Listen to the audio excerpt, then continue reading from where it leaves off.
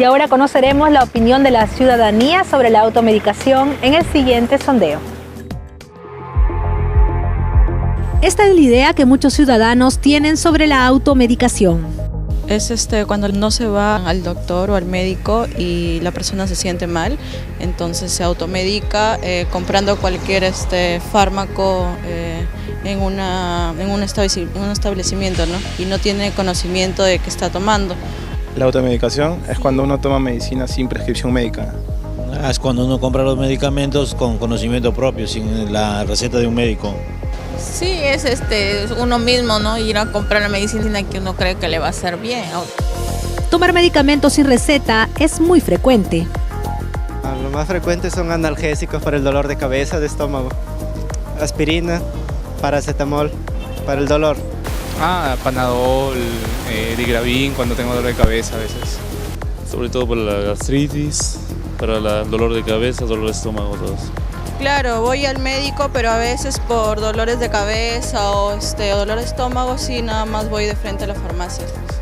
Sin receta médica, hace un mes, Panadol antigripal. Sí, pero con experiencia de haberlo tomado antes, la pastilla con prescripción médica. Apronax, por ejemplo, Apronax, naproxeno sódico, jarabes para la gastritis también. Los medicamentos de venta libre para calmar distintos tipos de dolor son los más consumidos. Por recomendaciones de la familia, solo para el dolor de cabeza, de vez en cuando. Por ejemplo, Buscapina, una Panadol, Piridium, que según ellos decían que era bien, ¿no? Dolor de cabeza, Neurobión, eso es lo que tomo nada más a veces. Las personas son conscientes de los daños que la automedicación les puede ocasionar, pero esta actividad se sigue realizando. Bueno, dependiendo del medicamento que uno toma, puede causar enfermedades renales, al estómago. Sé que puede tener reacciones adversas, por ejemplo, alergias. Lógico, porque te hace bien para una cosa y te puede hacer daño para otra. Sin receta médica no se puede consumir ningún medicamento. Posiblemente la muerte, ¿no? Porque te choca. Tú no sabes si, por ejemplo, un Besaticil, que es para los bronquios, que muchas veces se ponen una ampicilina y no saben si eres alérgica o no, puede causar la muerte. Algunos medicamentos sí son excesivos, ¿no? Pero en el caso de cuando yo tomo Neurobión, como tiene complejo B, o sea, normal, y tienen que tener conocimiento de lo que están tomando, pues. Un daño cerebral, por ejemplo, dolor al estómago, que te pueden atacar fácilmente. Son difíciles de controlar, ¿no? Pero con tal que tenga receta médica, se puede adaptar eso, ¿no? Lo que pasa no es que por costumbre, sino que por necesidad la gente se automedica porque no tiene cómo pagar a un médico o los hospitales no hay una buena atención. Eso es lo que pasa.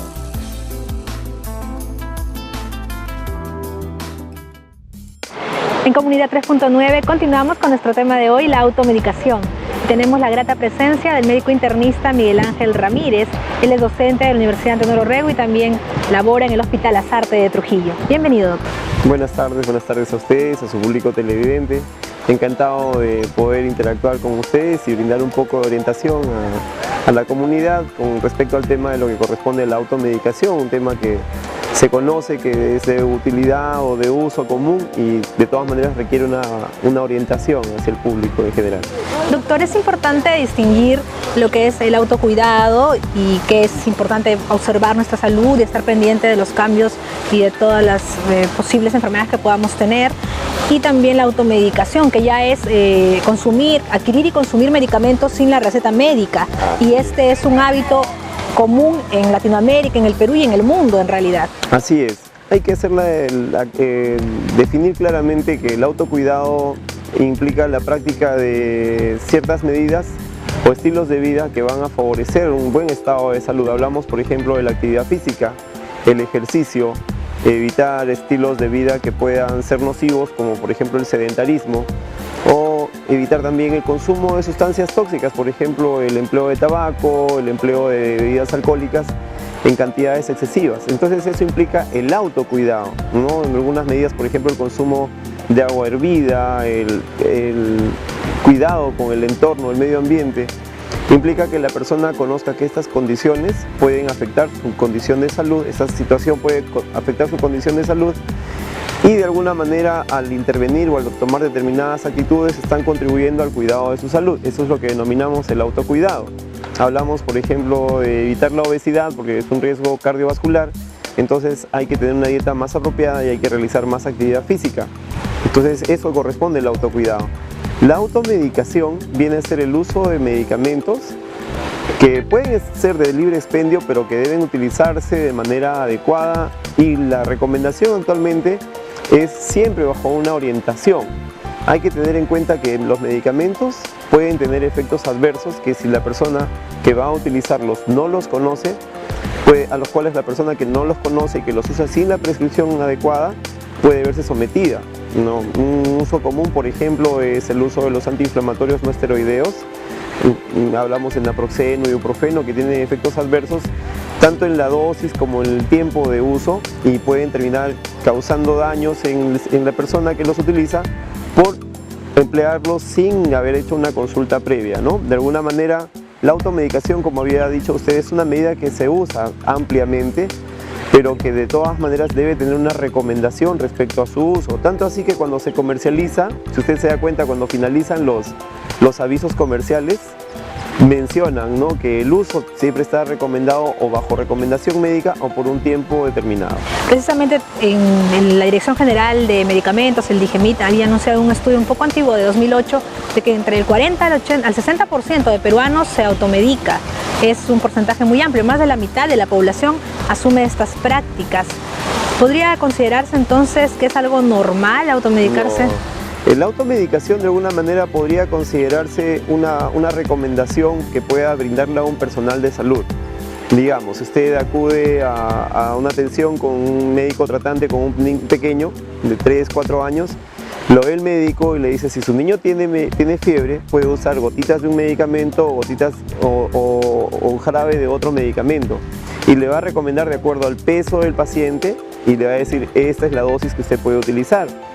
Entonces cuando esa comunicación, ese mensaje llega al entorno de la familia, este mensaje puede transmitirse hacia otra persona, pero no significa necesariamente que porque este medicamento le hace bien a determinado paciente, tenga que hacerle bien a otra persona o a otro paciente, ¿no?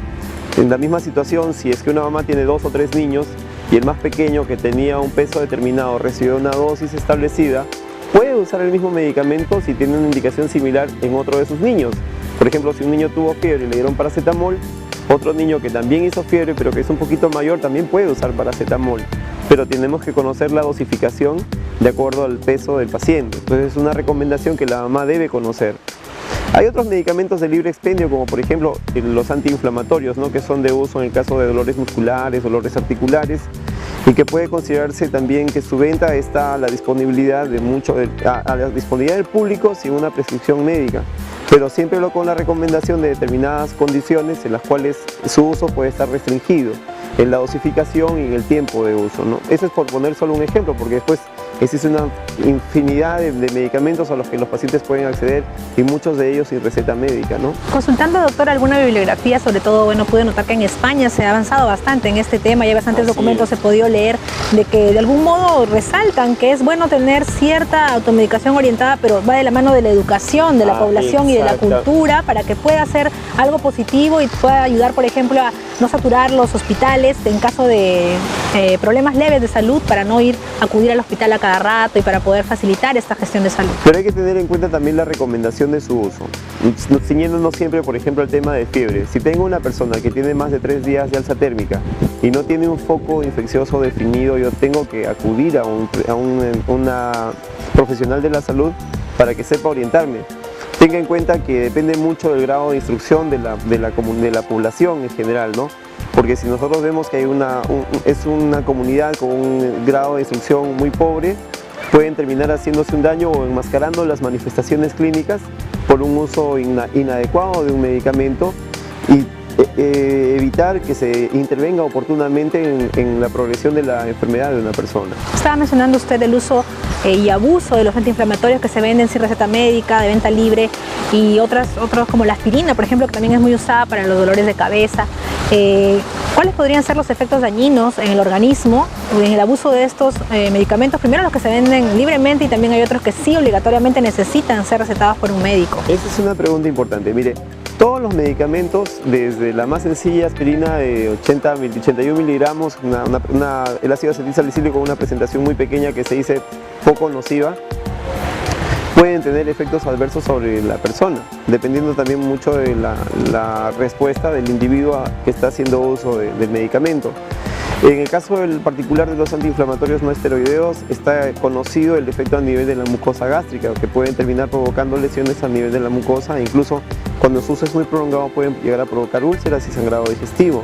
Pero no es el único órgano o sistema que puede haberse afectado, también está la integridad de los riñones, sobre todo, ¿no? Entonces puede terminar provocando un deterioro de la función renal por un uso excesivo y prolongado.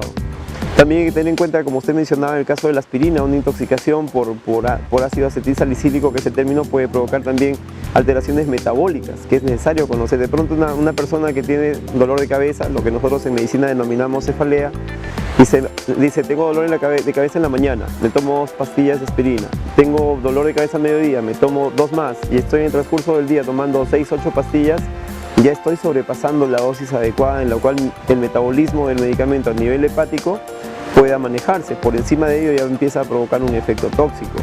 Entonces es conveniente que una persona sepa usarla, como usted decía, con cierto grado de educación. Tenga en cuenta también que en nuestro medio los medicamentos son de libre expendio. Entonces, si usted va al barrio, en una tienda, en una bodeguita de la esquina, usted va a encontrar medicamentos en cajas de denominación comercial de expendio libre. O sea, no se venden bajo receta médica. Y las personas van y preguntan por un medicamento que me va a servir bien para esto o para aquello. Y la persona que vende, sin tener mayor formación, le dice, esto es para tal cosa. Y lo he visto en comercios en nuestra comunidad. Y de algún modo, ¿cómo observa el trabajo del Ministerio de Salud, del sistema de salud peruano en ese sentido, para vigilar que la automedicación no exceda los límites y bueno, no ocasione más daños de los que ya está ocasionando? Existe un sistema regulatorio, sí es. El Ministerio de Salud tiene normas específicas, sobre todo para el uso de medicamentos, para definir cuáles pueden ser de uso libre y cuáles son exclusivamente de uso bajo prescripción médica, ¿no? En los últimos años, por ejemplo, hay una preocupación muy fuerte con el uso de los antibióticos, por cuanto ya los antibióticos ahora se prescriben bajo receta médica. ¿Por qué? Porque en las últimas décadas estamos observando la aparición de resistencia a los antibióticos. Entonces, antes era usar la amoxicilina solamente en determinadas condiciones por infecciones respiratorias altas, hablamos de faringitis o otitis.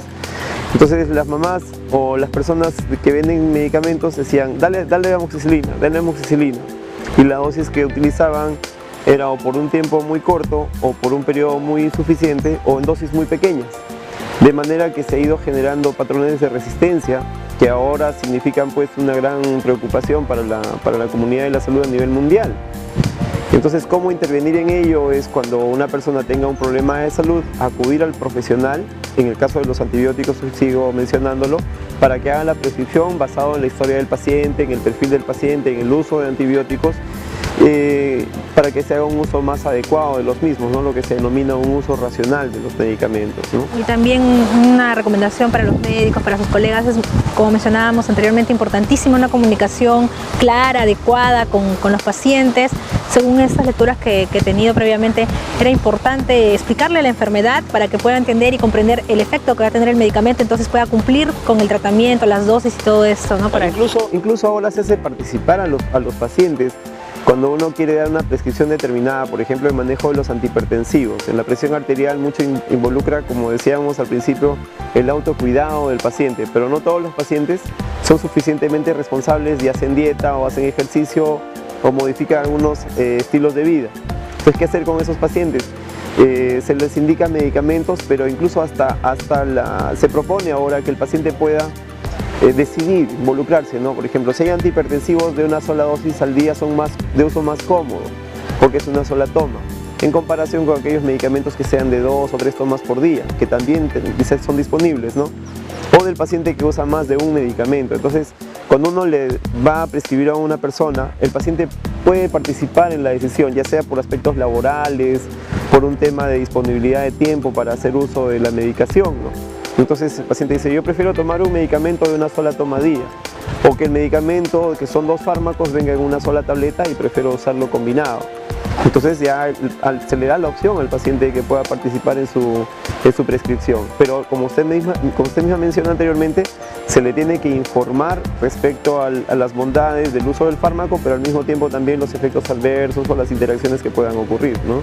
Y se tenía la creencia, muchas veces se acude a un médico y se exige un antibiótico, se exige un medicamento fuerte y se considera que si tal vez el doctor no receta este tipo de medicamentos no es bueno. O sea, hay muchas creencias, ¿no? Que no se puede a veces dar una prevención Yo tengo un colega al que cuando éramos médicos generales le decían al doctor Tilo Matico, porque todo resfrío que llegaba a su consulta él les prescribía a las mamás o Tilo o Matico, porque es un cuidado general. O sea, cuando uno tiene un resfrío no necesariamente tiene que medicarse. Tengan en cuenta que el 80-90% de los cuadros de resfrío común son por virus, ¿no? En la denominación resfrío común es una rinofaringitis aguda provocada por un virus, ¿no? Ya después puede tener complicaciones, infecciones sobrevegadas por bacterias, pero no se trata con antibióticos, se lidia solamente con sintomáticos. Y en esos casos es cuando podemos decir, toma paracetamol, por no usar el nombre comercial, ¿no? Y hay personas que llegan a la consulta y dicen, no, que solamente me va a dar paracetamol. Y lo mismo ocurre, por ejemplo, en pacientes que tienen artrosis, ¿no? La artrosis es un cuadro asociado al envejecimiento que desgasta el cartílago articular. La primera línea de tratamiento es la recomendación de uso de paracetamol. Sin embargo, cuando el paciente llega a la consulta especializada, no, ellos quieren algo más sofisticado, algo más complejo. Cuando la primera línea para su tratamiento farmacológico es con un medicamento sencillo, ¿no? Y sobre todo se busca que tenga menos efectos adversos en el organismo, ¿no? Exactamente, ese es un aspecto importante, pero como le digo, a veces los medicamentos de libre expendio no están regulados adecuadamente y la persona va, observa, le pregunta al que vende, ni siquiera al farmacéutico, le pregunta al que vende y el que vende le dice, tenga esto de acá, ¿no? Al final es una venta. Es una transacción comercial nada más, ¿no? Y bueno, hablando del tema comercial, pues ahora inclusive ya ni siquiera en farmacias o boticas se vende, sino también en tiendas se venden ciertos medicamentos que hacen mucho más al alcance y también más peligroso un poco el consumo de estos. Así es, y se trata de intervenir. En realidad el mismo Colegio Químico Farmacéutico también toma eso en cuenta para que el expendio de los medicamentos sea bajo cierta regulación, ¿no? Que los medicamentos no sean de venta solamente, que los medicamentos sean de venta en farmacias y boticas o regentados por profesionales químicos farmacéuticos, ¿no? Pero sin embargo todavía se encuentran, como usted mencionaba, tiendas que venden pues abiertamente los medicamentos y están al alcance de la población.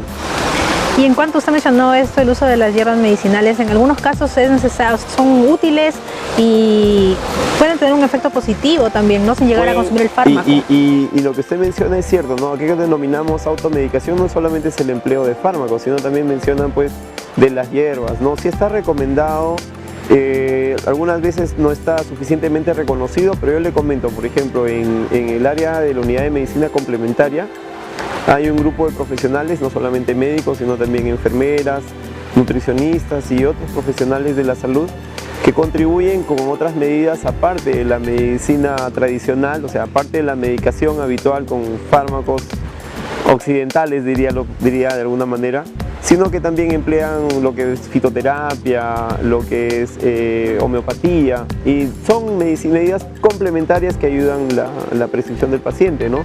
Y en muchos de ellos también se logra alivio, ¿no? Y bueno, los medicamentos van evolucionando, van obteniendo también, se van volviendo más sofisticados, pero es importante no descuidar una vida saludable y también hacer ejercicio físico y todo lo que engloba tener una vida sana, eso no podemos descuidarlo también. Definitivamente no, mire. La automedicación, como usted mencionaba, unos artículos españoles, está considerada dentro del cuidado del paciente, pero hay una parte que está en la sociedad, en la comunidad, y que debe ser una familia, un entorno de la comunidad educada, con una orientación. Y además la prestación que brinda el sistema de salud. Entonces esa interacción permite una mejor calidad de vida. Y el autocuidado, que es también complementario a ello, implica ya un cambio en los estilos de vida.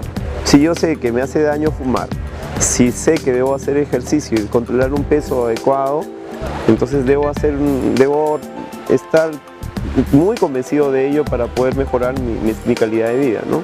Doctor, finalmente un breve mensaje a todas las personas que nos están escuchando en Comunidad 3.9 para cuidar su salud sin llegar a abusar de la automedicación. Bueno, la automedicación es una medida a la que puede echar mano siempre y cuando lo haga bajo alguna recomendación de un profesional de la salud, con alguna orientación, por un tiempo corto, por cuanto ayuda al alivio del síntoma y de algunas maneras también evita que se sobrecargue la demanda en los servicios de urgencia, pero ante la persistencia de las molestias es muy recomendable que un individuo, una persona, un paciente acuda a un profesional de la salud para poder ya buscar una ayuda a la solución de su problema que la aqueja. Entonces la automedicación puede ser de una ayuda inicial, pero ya ante el caso de que pueda persistir la molestia, acudir a un establecimiento de salud para una atención profesional.